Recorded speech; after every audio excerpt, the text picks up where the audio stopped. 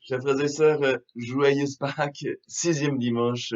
Nous sommes toujours dans cette joie et nous avançons doucement vers la fête de la Pentecôte, 50 jours après Pâques, le don de l'Esprit Saint.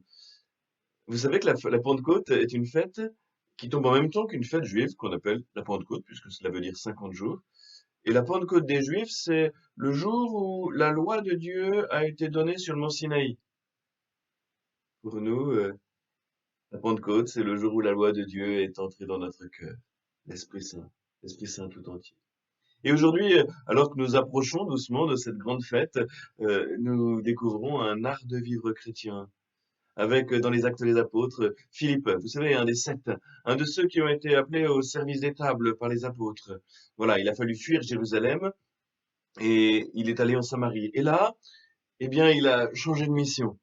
Sa mission n'était plus le service des tables, puisque la communauté était dispersée, mais sa mission est devenue, à l'appel de l'Esprit Saint, annoncer le Christ. Jésus, Jésus mort et ressuscité. C'est lui le Messie, c'est lui qu'on attendait. Et, et le fait, cet appel est confirmé par l'Esprit Saint, puisque de nombreuses personnes croient et il peut baptiser. Pour autant, un petit signe intéressant qu'il est important que nous reprenions, que nous méditions. Voilà que Philippe a gardé le lien avec la communauté centrale, avec Jérusalem, avec ceux qui ont reçu le charisme de gouvernement, avec sa hiérarchie. Et après avoir baptisé, il fait signe à Jérusalem et Pierre et Jean, ces colonnes de l'Église, viennent confirmer l'œuvre de Philippe, viennent confirmer chacun des baptisés et ils leur transmettent l'Esprit Saint par l'imposition des mains.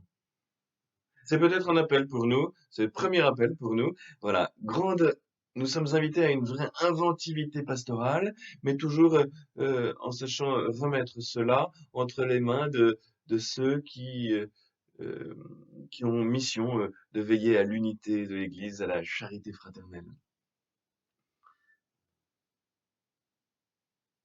Une deuxième idée, c'est celle qu'on trouve dans la deuxième lecture, la lettre de Saint Pierre. Vous l'avez entendu, il, euh, il nous invite à rendre compte de notre foi à ceux qui nous le demandent. Il nous faut être témoins. De fait, c'est intéressant puisque nous devons donner des explications à ceux qui nous les demandent. Et a priori, dans ce texte, il ne nous est pas demandé de proclamer a priori.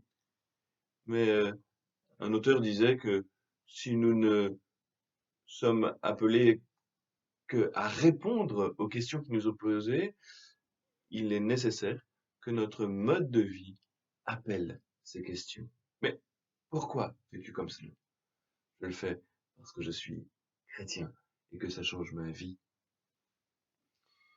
C'est un appel à l'évangélisation et à la mission. Soyez sans cesse capables de rendre compte de l'espérance qui est en vous. Notre espérance, c'est le ciel. Notre espérance, c'est que l'amour qui nous est déjà donné aujourd'hui soit le vainqueur. Il est vainqueur, l'amour.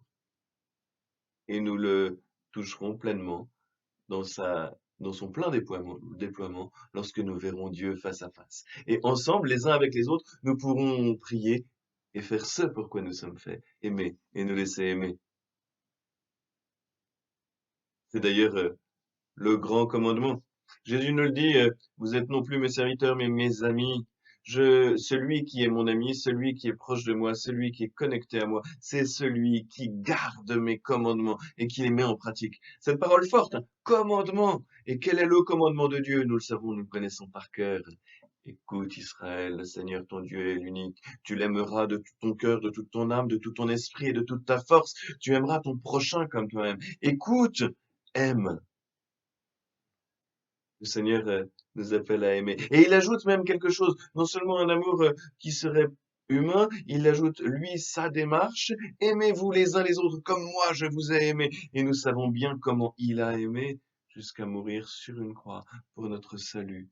Et alors qu'il était là, exposé, ridicule, souffrant, il se tourne vers son voisin et lui dit, aujourd'hui, tu seras avec moi dans le paradis. Voilà. Nous sommes tous ces bons larrons qui ont tant besoin de miséricorde, et nous sommes invités, puisque nous avons reçu la parole de Dieu, que nous connaissons le commandement du Seigneur, accueillons-le dans notre vie, gardons-le, mettons-le en pratique. Par notre propre force, nous le savons, ce n'est pas possible, et c'est pour cela qu'aujourd'hui, nous pouvons entrer dans cet accueil, dans cet appel à l'Esprit Saint. Jeudi, vous le savez, c'est l'ascension, le Seigneur disparaît à nos yeux, il nous promet une force. Eh bien, commençons à accueillir cette force dans nos vies. Cette force qui est donnée sans cesse, mais profitons vraiment de ce temps béni de Pentecôte pour ouvrir nos cœurs un peu plus et un peu mieux.